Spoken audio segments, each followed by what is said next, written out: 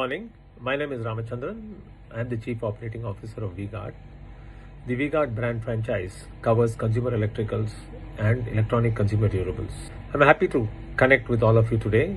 It's a very apt occasion and a very apt theme, Parivartan.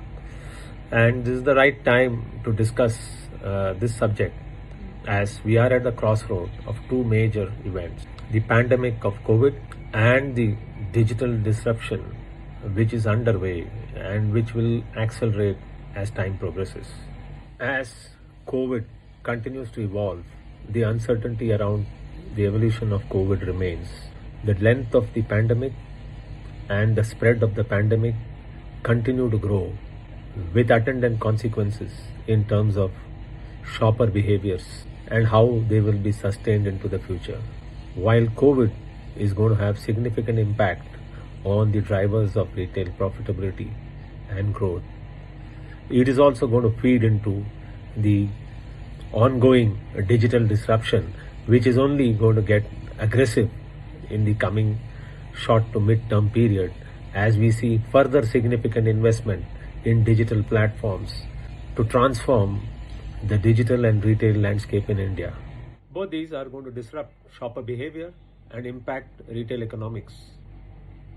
Digital disruption is going to significantly alter competitive value proposition across different players in the retail landscape.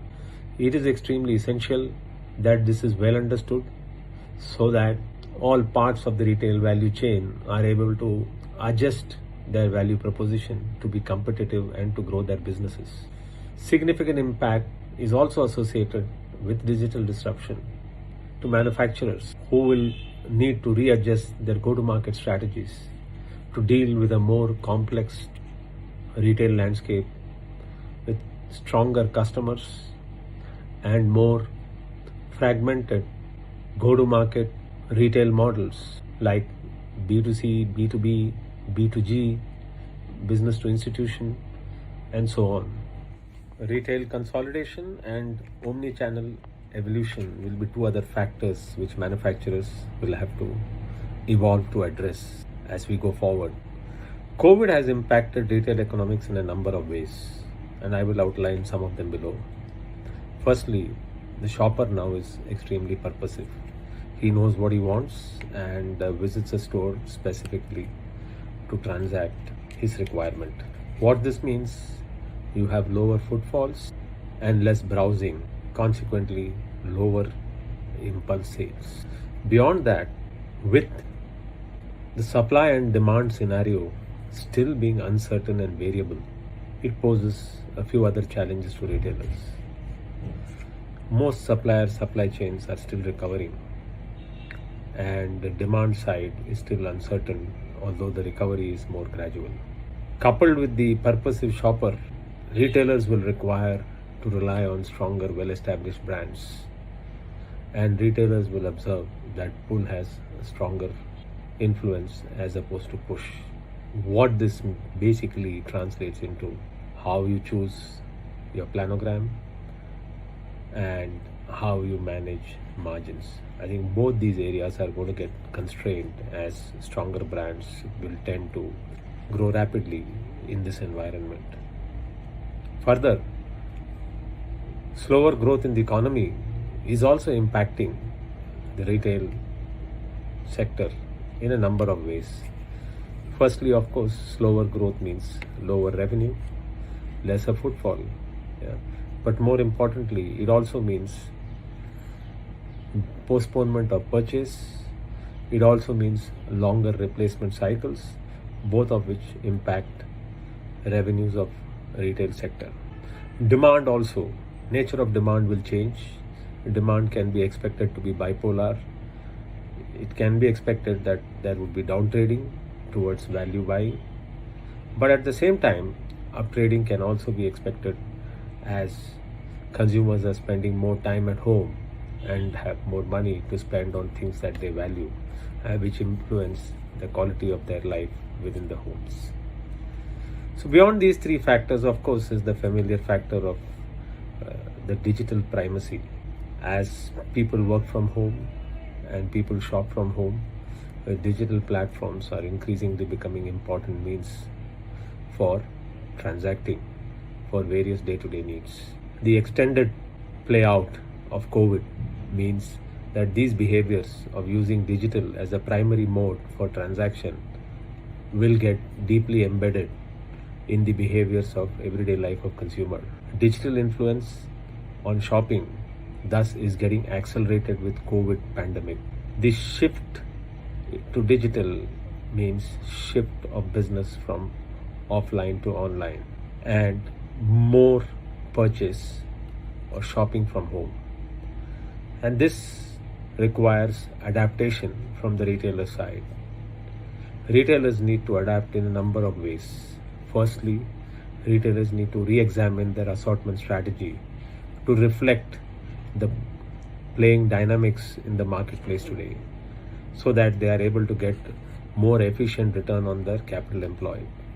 Retailers need to enable digital platforms as an alternate means of access for consumers who are not able to come to the shop or who choose to shop from home. I think well-established platforms already exist and the drivers remain the same, which is assortment, pricing and delivery. So I think retailers should move to enable digital shopping for their consumers, embracing digital platforms.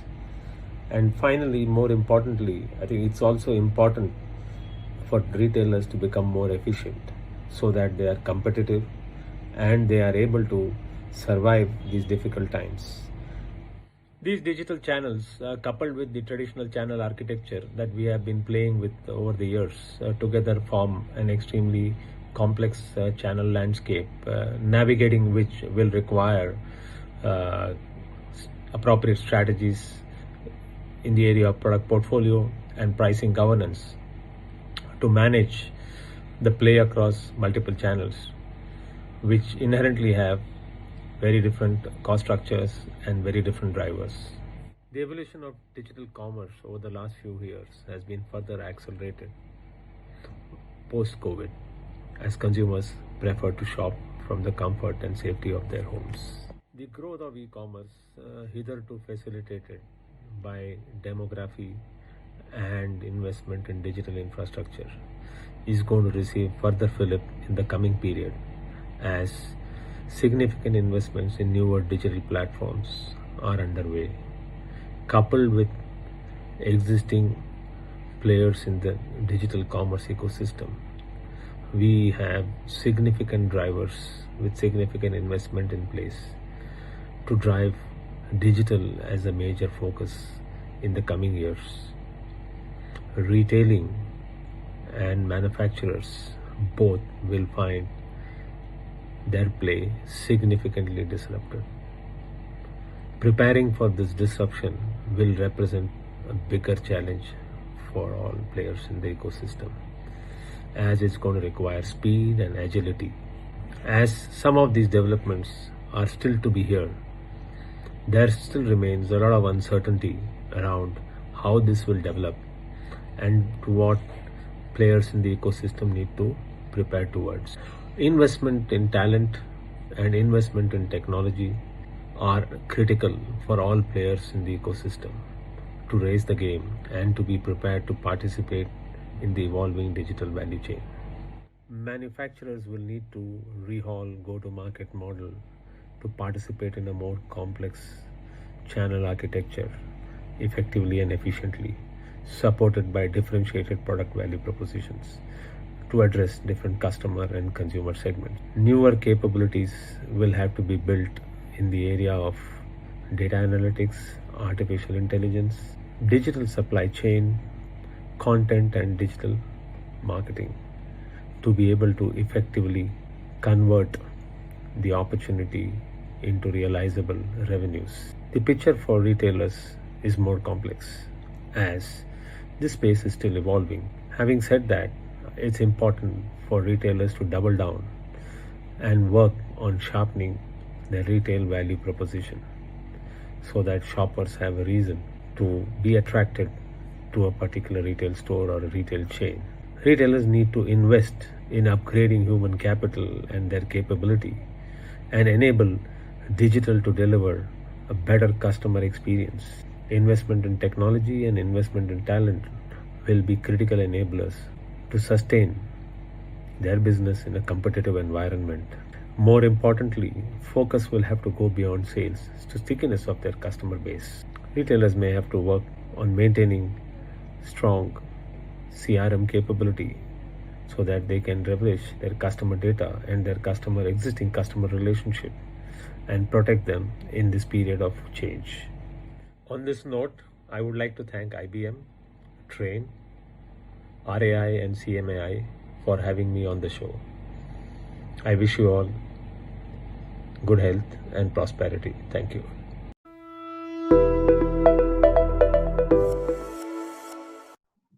Hello, good morning, and welcome to this format conversation on the retail Parivartan. I'm thankful to Train for inviting me to speak and share my thoughts with you, the learned gentry, and it's a privilege to be all of us standing together in this tough times and being able to help each other. The whole concept of Atmanirbhar Bharat being spoken to about the Prime Minister is quite an encouraging and bold initiative, which all of us have stood by, and we are helping augment the infrastructure in the country, the retailer connecting the consumers in our own way with the digitization of the ecosystem.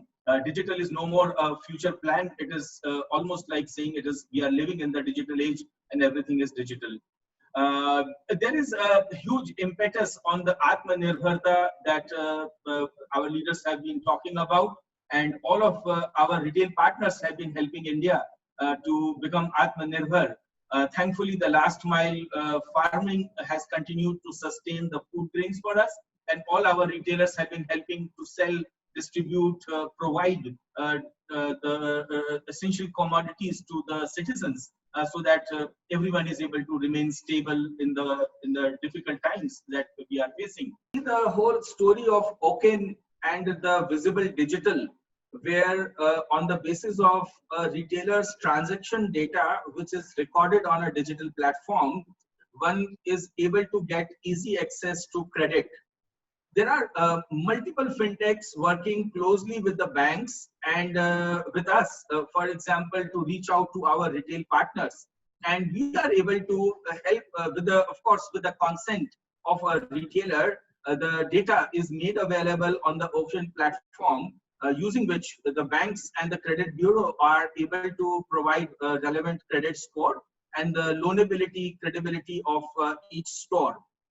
Basis this, needless to say that one can get a little more working capital and do better stock management at the retail shops, be it in apparel or in grocery or whatever genre you call. Everyone is able to have easy access to the credit through Oken platform. That said, there are multiple other innovations happening in the fintech space with the help of your POS transactions that you are processing to accept digital payments from your customers, or you are able to use any of our QR codes all on the UPI platform of NPCI. You will be able to share your data of the digital payouts or receipts that your customers are making in your area. So come onto the digital platform, harness the fintech to the fullest, and add additional revenue.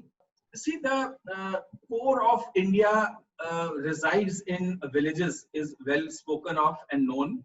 The beyond rural villages, the tier 3-4 towns, which has good education system, which gives feeder resources to the industries both in tier 3-4 and in urban towns. In the current crisis, if we see, most of our working force in urban towns have gone back to the tier 3-4 towns. The youth, the sales teams in various job roles in retailing and other industries have all folded back because of course, the job losses and the less work in the current times that has made people to go back to tier 3-4 towns. Now, if you see that this whole infrastructure of banking remaining skewed in urban, there is a time now that we can unite and work together as a force multiplier, and in tier 3, 4 and beyond towns, build infrastructures with help of retail partners. So the opportunities in tier 4, 5 towns and back of beyond, even Reserve Bank of India has announced a payment infrastructure development fund, PIDF, for tier 5 towns and beyond, if we are able to capacitize and build the infra for digital capabilities in those towns. So the opportunity for the tier 3, 4, 5 towns and the youth present in there is to work with companies like us, PayNearby, and be able to train more retailers to double up as a banking outlet, to double up as an e-commerce platform, and help people buy grocery digitally by using the Buy Nearby platform app, which is on Android and iOS both, or by becoming a digital touch point themselves, where citizens are able to come and put thumb or card swipe and withdraw cash, thereby leading to an income to the retail partners, and or giving cash as deposit in their account. There are stories and stories where earlier we used to remit money from Surat to the families back home in Bengal. But in the COVID times, where the citizens in Surat are stuck, in the diamond industry people are stuck, the families back home in Bengal are able to remit money back through our touch points to the bread earner in Surat. So a lot of new things have come up, innovative use cases have come up as a connect between the tier 3, 4 towns and the urban towns. So the great opportunity for the retailers to become a banking touch points, serve the citizens digitally, and earn extra income, extra credibility through this whole program, PayNearby. During COVID, we saw that most of the urban center workforce was moving to the tier 3, 4 towns back, which is where most of the workforce comes from. The educated, well-trained resources from the engineering and medical colleges contributed from the tier 3, 4 towns aspire to work in urban centers. Of course, because of COVID, people had to go back. At PayNearby, what we saw, essentially few things which were very, very striking were in our remittance business, which is originated from urban, Mumbai or Surat or Pune, and the money is sent back to the family in the tier 3, 4 towns back home. We saw there was a sudden dip in the remittance business because people were not earning, people did not have jobs, or people were themselves on a sustenance mode. And this was no-brainer. I spoke to Train, and we realized that just about on 1st May, the Labor Day, that it is important that if we are able to connect people onto a platform and help them get jobs in the place where they are. So we announced Jobs Nearby program, where people could come to my retail touch points at the shop nearby, wherever, and register that, yes, I am a salesman, I am a plumber, I'm an electrician, I'm a cashier, or I was a construction worker. One could find a relevant job in Bahrain also, or in a small place like Khagadia also. So the retailers helped help the citizens come and get a job opportunity. In the same very COVID time, we, while having engineering on our program Buy Nearby, which is essentially to help the retailers come onto a digital platform and sell like any e-commerce platform. Rather than a dark store warehouse go down, each retailer becomes a digital uplift platform. And we expedited the launch of Buy Nearby program during May, June time. And we saw a sudden spurt, a good catch-up, growth in the retailing with our Buy Nearby program. The retailers were able to apply this innovative technology and sell, and especially in the tier 3, 4 towns where people, the e-commerce has not impacted as much, but the retail partners in 3, 4 towns were able to relate to it and adopt easy to use technology. Using this, not only retailers are able to sell digitally, they are also able to maintain a khata of the retailer in the same app. They are able to receive digital payments or cross-sell them micro insurance of 500, 600 rupees for COVID protection or for two-wheeler bike insurance, etc. So the tier 3-4 towns have really emerged as a power center for giving growth to the GDP of the nation. While the most of the work has been concentrated in urban centers, and there have been pipes of services in tier 2, 3, 4 towns. But this time, the force multiplier has come from the third, fourth tier towns, where even the population has, the educated working class has fallen back as a respite in these towns, and the retail workforce has collaborated to build a digital infrastructure. So amazing outcome is being observed in these tough times.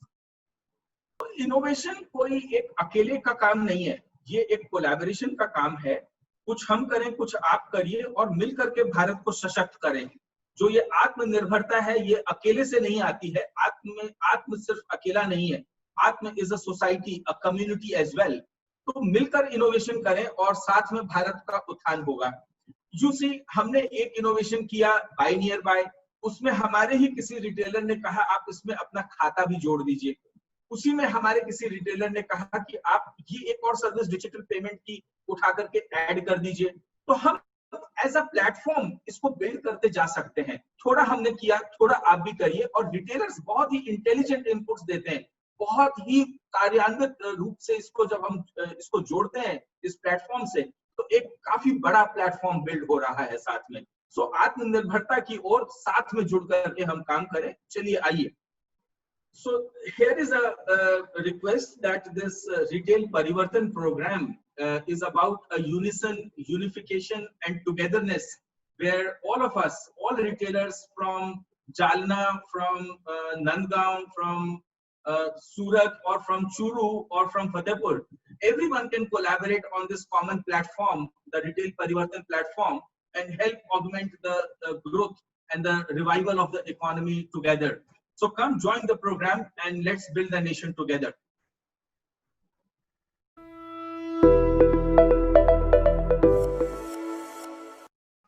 Good morning, everyone. I'm here to share my story, to share my thoughts on innovation and why I believe that innovation is really, really important and critical for anyone who's getting to start a new business. Then the first thing I think that one really needs to do is to start figuring out how you're going to raise capital. And I'm saying this because I have seen many a times that that's one thing that people don't tend to prioritize, early enough.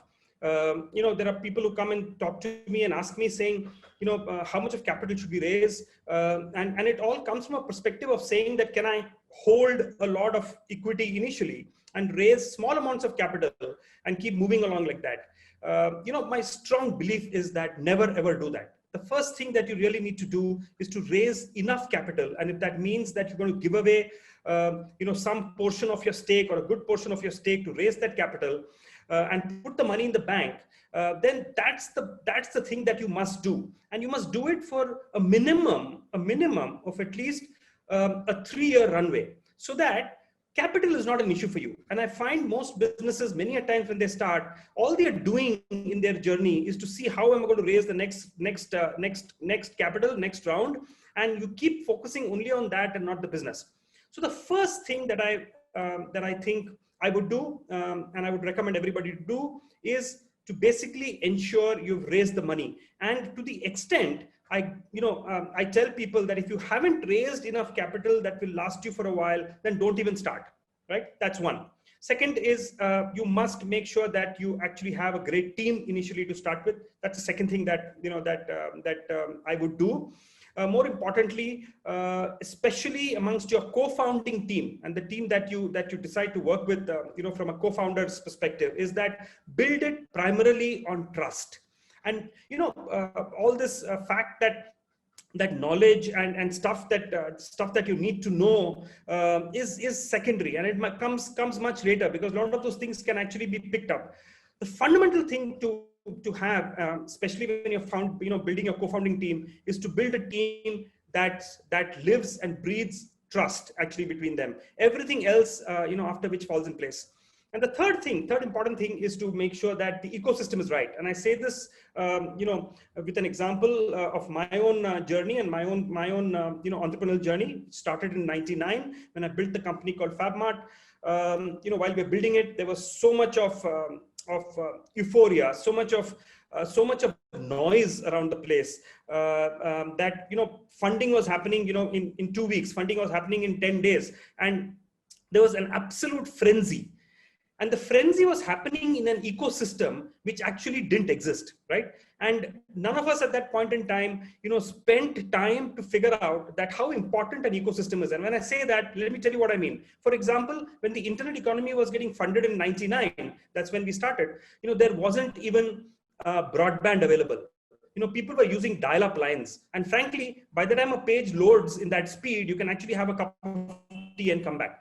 That is one. Second is, there weren't payment gateways. So if you're trying to create a business around the internet, the first thing that you need is robust, good payment mechanisms. There weren't payment gateways. Banks weren't ready to have it. So what was happening is, like, we had a team that was sitting there and asking customers to give us their card details, and we were authorizing those card details with the authorizations, of course, that we had from the bank. And there weren't enough logistics systems that were available. There wasn't enough technology which was robust enough, that was available to actually build it. Overall, there was no ecosystem. And so that's the third thing that you must consciously look at, that is the ecosystem ready for me to start my business? And the ecosystem varies, business wise. So essentially, you need capital, you need to build a great team, a founding team based on trust, and finally make sure that there is an ecosystem. What would I then do? My initial things that I would do in the first couple of years is to basically build a robust backend, right? Avoid going to the market early and avoid starting marketing yourself early. Avoid getting pushed by people saying that we need to start seeing business and start seeing growth, because a business which is built on fundamentals, a business which is built on basic processes and technology that you will build, a business that is built on a strong backend is the business that will eventually survive. So that's the next thing you got to do. And that's what we did. For example, when we started BigBasket in 2011, the first 3 years of our business, we called it the years of the backend.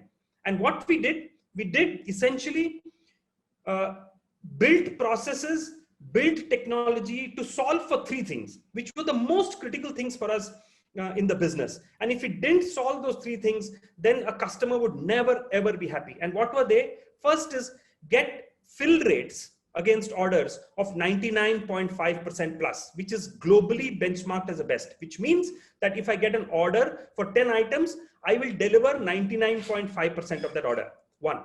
Number 2, on-time delivery. So when there is a slot committed, a delivery slot committed, make sure that you deliver within that slot 99% of the times. 99% because India has its own set of issues and own set of problems, etc., etc. And ensure you take enough penalties on yourself. So what did we do? And we still continue doing it even till today after 9 years of being in business, is that if you don't deliver in a particular slot, then we pay the customer 10% of their order value, which is what I call batting on the front foot, right? Which means you take enough penalties on yourself if you don't actually meet a particular metric. And the third piece was making sure that you have very high in stock, which means your out of stock percentage should not run more than 3 to 4%.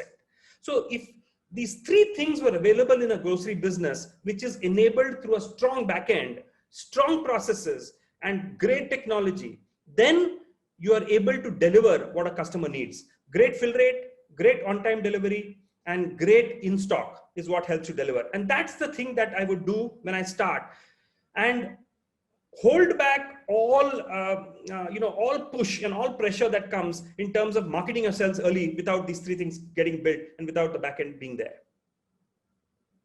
So like I said earlier, essentially once you have your backend in place, which means that you're now able to service and deliver orders to customers in the best way possible, because you've cracked the top 3 metrics that you need in business, right?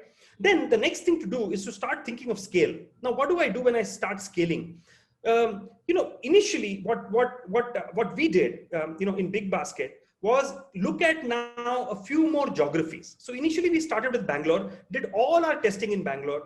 And within a year, actually, while we were still building the backend, we added 2 more cities so that we could see how robust that backend would be with not just one city, which could behave in a particular way. So we got 2 more cities which were Kafti, and we got Hyderabad in, right? And so a combination of Bangalore, Mumbai, and Hyderabad was really good for our backend to really settle down beyond just one city. Once that was done, it was all about scale after that. And what did scale mean actually? So essentially 3 things that we needed to do. First is quickly get to more geographies. It is not marketing. Remember this, because usually people think scale is about now pumping money into marketing and spending it. There is no point in spending marketing bucks if you don't have a decent reach, because a lot of that marketing spend of yours will get wasted. So there is no point in doing that. So the first thing to do is to actually get your geography expansion right.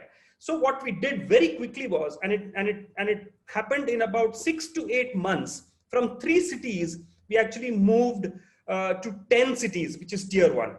And within about 8 or 9 months after that, we moved to another 14 cities, which were tier 2.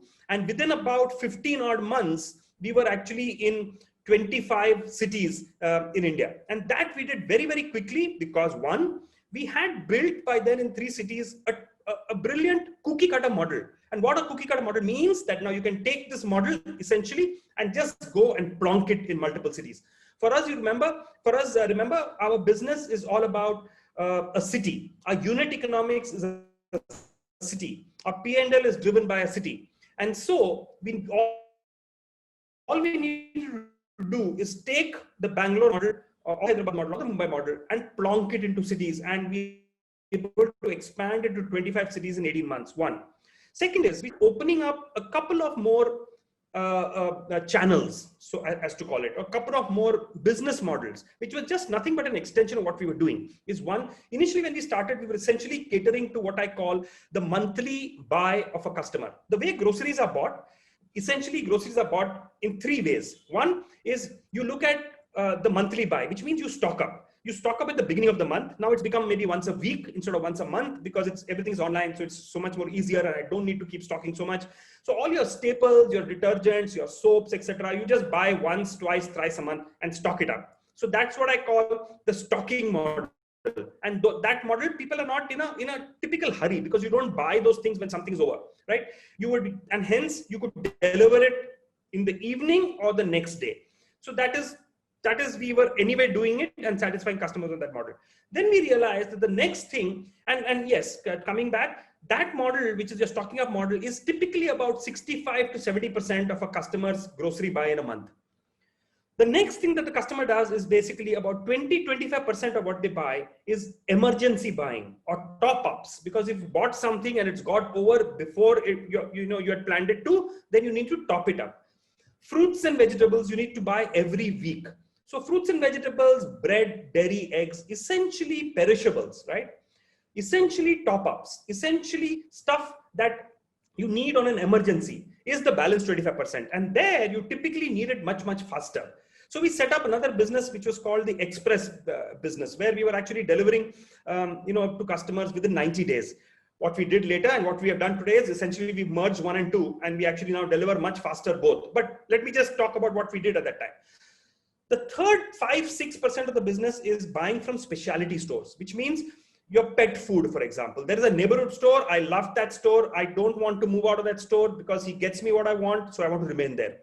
There is a meat store in that corner. I love that store. He gives me what I want, and I just want to stay there. The third thing that we did is brought those stores online in a marketplace model, right? So we said, let's also cater to that balance 5%.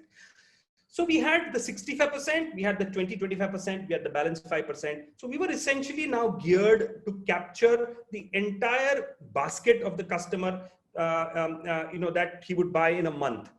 Moved to 25 cities, got models that could buy the entire basket. And number 3, then press the pedal on marketing. We brought in Shah Rukh Khan. We said, now's the time to go 25 cities, no leakage. So you can actually use television, you can actually use print and press.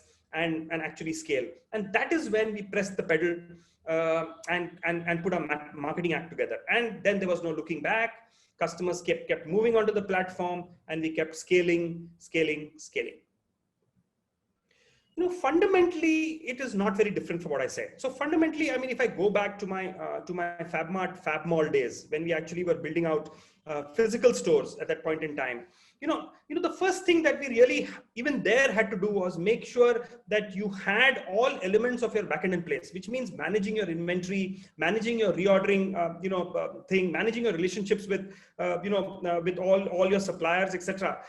All of that, setting up the backend was not very different at all. However, I think the important thing about scaling on the physical business at that point in time was essentially making sure that you get your locations right. And for us, the single biggest thing at that point in time was to focus on locations. And if you got the right locations, you just keep scaling, as you go along. And we actually there started with Bangalore, and then thanks to the merger that we got into with another retail chain called Trinetra, who were already present in Hyderabad. Then we got into Kerala, and we got into Tamil Nadu. So we actually then spread ourselves into basically 4 cities. But the Bangalore experience was all about first getting the backend in place and then expanding stores based on getting the location right. So if you didn't get the location right, you would not actually go and venture into a store. And that was the single biggest factor for us to make sure that we actually scale. So there were teams that were out there. Once we had the backend ready, once we had the relationships done, there were teams out there just scouting for places and locations. And the moment we kept getting locations, we kept scaling. And that was the single biggest factor that we actually put in terms of scaling. The other thing about physical stores was that your marketing to a great extent is very localized, unlike the online space, right? So you can actually take an area, take a catchment where you have a store and do very localized marketing there. And so you don't need to go on air. You don't need to go, using television or newspaper advertising heavily until the whole city is covered, right? So every time you have a store, you can actually market locally, right? Unlike the online space, because you've got to look at the whole city when you typically start. And so that was the other difference, that there was. So essentially, get the backend in place, start scouting for locations, and getting locations right. Keep expanding as far as stores are concerned. There's the other thing that I really want to talk about is pivoting, in a business, and that's something that every entrepreneur must keep in mind. And let me give you an example, right? When we were building out FabMart, there were so many issues with the whole ecosystem. The ecosystem was just not ready. And at that point in time, you've got to take a call and decide what you want to do, right? If the ecosystem is not ready and it's going to take another 4 or 5 years for it to get ready, and only then can you really get to business, then you must seriously think of pivoting. And what is pivoting? It's trying to leverage what you've already built into something which is slightly different. The problem with entrepreneurs is that they are so attached to a business that they start with. They are so emotionally attached to a business that they start with that they just don't want to let go, right? And that is what makes an entrepreneur go after a model which is not ready yet to take off. And hence, you just keep spending money, you just keep burning money on a model that will probably get ready much later. And hence, we must believe quickly in pivoting into a business, into a model which leverages what you've built. So what we did at that point in time was that we realized that the ecosystem for online is going to take much longer. We said we've already built warehouses. We had already started online grocery in a small way. We said, can we look at now a physical grocery business by leveraging what is there, right?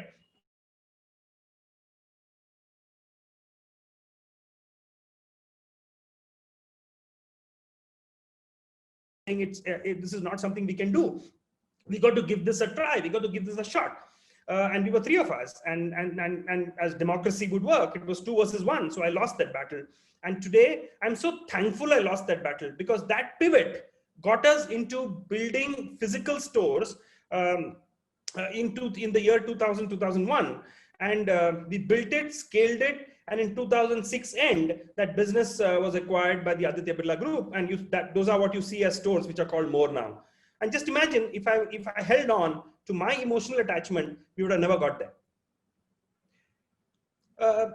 So innovation is one piece that it's really important to build culturally actually within an organization. What happens many a times is that when organizations scale, the whole spirit of innovation starts waning off, and people start focusing more on business and operations rather than innovating.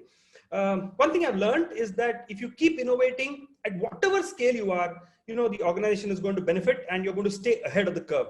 An example from BigBasket, at the stage that we are today, which is maybe or even a year ago, is when we actually decided what are the things that we think we can do to leverage the supply chain. And that was the key focus of ours. We have built such a great supply chain. We have now one channel that it is selling to. What other channels can I open up by leveraging the same supply chain? Which means the same farmer who's producing X tonnage of tomatoes, how can I buy all the tomatoes from him? Today, I'm probably buying 40-50%, and hence that's what's going into one channel. How do I now move it to 80%, 90%, 100% by opening up new channels? And that is when this whole idea struck, that how do we leverage this supply chain? And we started looking at new opportunities, new channels. And we did three things.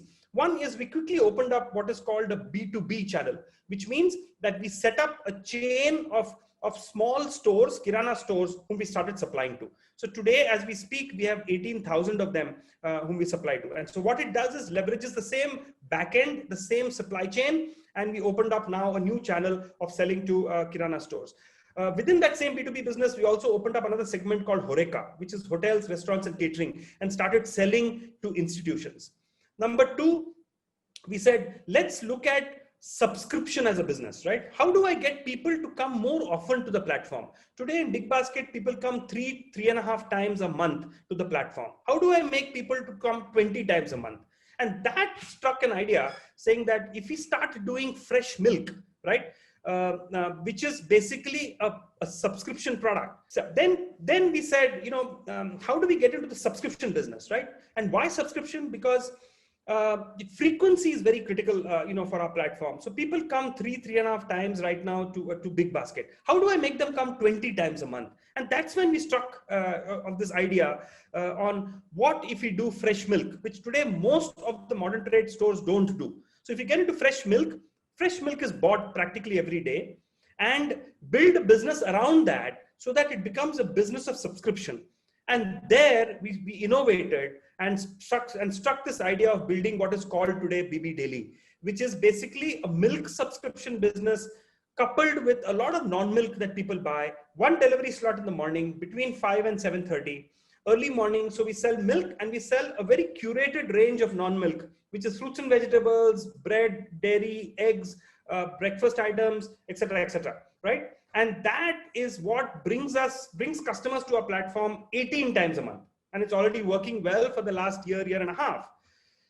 Third, we said, how do we now emulate something which is closer to the physical store business, but not a physical store, right? And then we started scouting around. Our innovation team actually went around and scouting and found that there were great vending machines, right? Which we could actually get into apartment complexes and into corporates, which we could set up using technology, using an app where people could actually order using an app and just go there, scan a code, the door opens, I take stuff from the machine, it debits my wallet automatically. If I didn't like something that I took out, I put it back, it credits my wallet, accordingly. So people are now not wanting to go to the app, not wanting to use the machine, but they're down in their complex, they're down in their sports complex or their, or their societies, and find that they suddenly need something, which is biscuits, snacks, etc. They go to this machine and start shopping. Corporates, we've actually got these machines where people can use it to snack and buy things, through the day. So that was the third thing that we innovated on.